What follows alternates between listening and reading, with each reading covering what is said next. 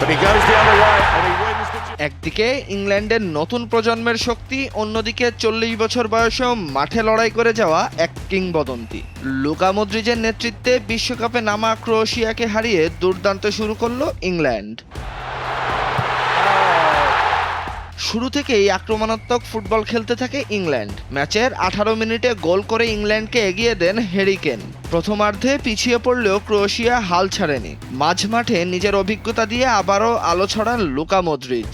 বয়স 40 হলেও তার পাস, বল নিয়ন্ত্রণ আর ম্যাচ পড়ার ক্ষমতা দেখিয়েছে কেন তিনি এখনও বিশ্ব ফুটবলারের অন্যতম সেরা মিডফিল্ডার।